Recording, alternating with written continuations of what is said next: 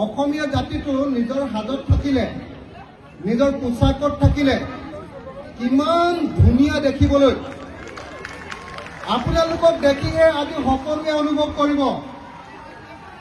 মই জোৰকে হাততালি বজাবৰ কাৰণে অনুৰোধ কৰিছোঁ। অসমীয়া জাতিৰ এই ধুনীয়া, আপোনালোকে চাওক, অসমীয়া জাতিৰ এই ধুনীয়া চেহেৰা 10,000 গৰাকী মহিলাই নিজৰ অসমীয়া সাজ পোছাক পিন্ধি একেলগতে আমাৰ শংকৰী কলাকৃষ্টি প্ৰদৰ্শন কৰিবৰ কাৰণে আহিছে, দিহানাম প্ৰদৰ্শন কৰিবৰ কাৰণে আহিছে।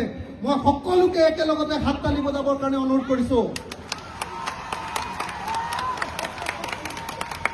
আমাক শংকৰদেৱে, যুগনায়ক শংকৰদেৱে, শ্ৰী শ্ৰী জগতগুৰু শংকৰদেৱে আমাক এনেকুৱা এখন সুন্দৰ সমাজ দিছে, যি শংকৰদেৱে আমাক কেনেকুৱা সাজ পিন্ধিব লাগে, যি শংকৰদেৱে আমাৰ গীত কেনেকুৱা হ'ব লাগে, আমাৰ নৃত্য কেনেকুৱা হ'ব লাগে, আমাৰ ঘৰ কেনেকুৱা হ'ব লাগে, ঘৰৰ আৰ্হি কেনেকুৱা হ'ব লাগে, গোটেই অসমীয়া জাতিটোক অসমীয়া জাতি হিচাপে পৃথিৱীত পৰিচয় দিবৰ কাৰণে যিটো পৰিচয় গোটেই অসমীয়া জাতিটোক দাঙি ধৰিছিলে, তাৰ ভিতৰত আটাইতকৈ গুৰুত্বপূৰ্ণ মানুহজনৰ নামেই হ'ল শ্ৰীমন্ত শংকৰদেৱ। আৰু সেই শংকৰী পৰম্পৰাত, শংকৰদেৱৰ পাছত শংকৰী পৰম্পৰাত সৃষ্টি হোৱা এই নামটোৱে হ'ল আজি আপোনালোকে পৰিৱেশন কৰিব খোজা দিহা নাম। দিহা নাম মানে মই ইয়াত ক'বলৈ গ'লে, মই আচলতে বিশেষ যেটো নাজানো, মই বেছি ক'বলৈ গ'লে চাগে গীতালী বাইদেউহঁতে, নিৰ্মলা বাইদেউহঁতে মোক গালিয়ে পাৰিম, হয়নে নহয়? আৰু বিশেষকৈ কমলা ইয়াত আছে, কমলা গগৈ, হয়নে নহয়?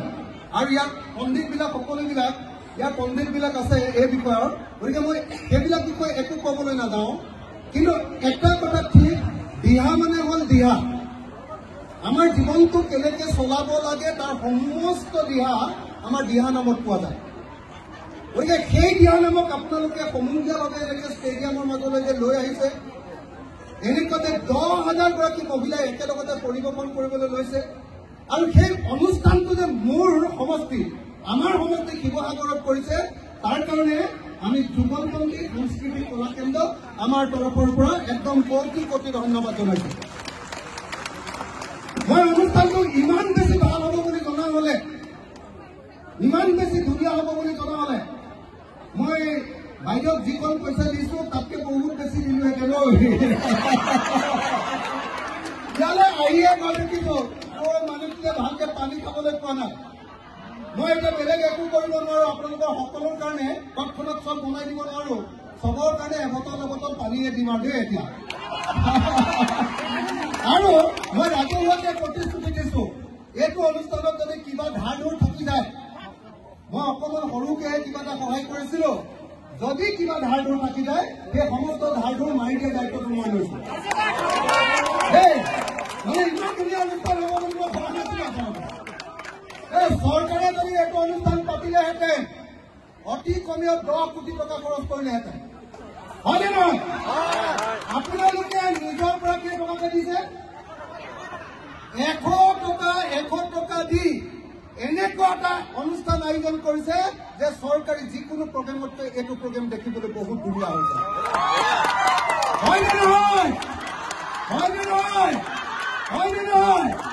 গতিকে যুগলপন্থী সাংস্কৃতিক কলা কেন্দ্ৰ মই গোটেই শিৱসাগৰৰ মানুহৰ তৰফৰ পৰা, মই গোটেই শিৱসাগৰৰ মানুহ বুলি এইকাৰণে কৈছো যে আপোনালোকে মোক শিৱসাগৰৰ বিধায়ক পাতি থৈছে, গতিকে গোটেই শিৱসাগৰৰ মানুহৰ তৰফৰ পৰা মই বাইদেউ আৰু বাইদেউৰ লগত জড়িত থকা সকলোকে মোৰ তৰফৰ পৰা ধন্যবাদ জনাইছো। ইয়াতে যিসকল শিল্পী বাদ্যযন্ত্ৰৰ লগত জড়িত হ'ব, আৰু কমলাকে ধৰি আমাৰ কমলা, মোৰ মানে ভাই কমলা গগৈ ক'ত গলি? ঐ কমলা, কিমান দূৰত আছে তোমাৰ? কমলা গগৈ, দিহা নামৰ নাম মানে কমলা গগৈ, হয়নে নহয়? এই কমলা গগৈ আজি আমাৰ ইয়াত আছে। গতিকে মই সকলোকে শিৱসাগৰবাসী হৈ মই এটা সেৱা ল'ব খোজো। ইয়াতে মঞ্চতে লওঁনে তাতে গৈ লওঁ, সেইডোখৰত গৈ এটা সেৱা লৈ মোৰ বক্তব্য শেষ। আপোনালোকৰ সকলোৰে সন্মুখত এটা খালী সেৱা লওঁ, ৰাইজৰ নগলে আগলৈ গৈ সেৱা শেষ। কমলা, সকলোৱে কমলাৰ কাৰণে এটা হাত চাপৰি দিয়ক। গোটেই অসমতে দিহানাম পৰিৱেশন কৰি দিহানাম নামক একদম জনপ্ৰিয় কৰি ৰাখিছে, হয়নে নহয়? তো গতিকে মই সকলোকে ধন্যবাদ জনালো। আৰু এতিয়া মই এটা দীঘলকে আপোনালোকৰ সন্মুখত সেৱা ল'ব খোজো আপোনালোকৰ সন্মুখত যিসকলে আমাৰ অসমীয়া জাতীয় সংস্কৃতি ৰক্ষা কৰি আছে সত্ৰীয়া সংস্কৃতি ৰক্ষা কৰি আছে আপোনালোকৰ সন্মুখত এটা সেৱা লৈ মই মোৰ বক্তব্য সামৰণি মাৰিব খুজিছো আকৌ বাইদেউ কৰো যদি কিবা ধাৰ থাকি যায় ডাইৰেক্টলি মোৰ ঘৰলৈ যাব আৰু মই ৰাজহুৱাকৈ প্ৰতিশ্ৰুতি দিছো যদি নিদিওঁ তেতিয়াহ'লে মোক একদম ধৰিব দেই আৰু আপোনালোকৰ কাৰণে এতিয়া তৎক্ষণাত একো কৰিব নোৱাৰো অকল খালি এবটল পানী পঠিয়াই দিম আৰু বেলেগ একো কৰিব নোৱাৰো দেই সকলোকে একদম নহয় তালৈকে থকা সকলোকে ধন্যবাদ আৰু কৃতজ্ঞতা জনাইছো আমাৰ সমষ্টিবাসী ৰাইজৰ তৰফৰ ধন্যবাদ জয় আই অসম জয় আই অসম জয় আই অসম জয় গুৰু শংকৰ জয় গুৰু শংকৰ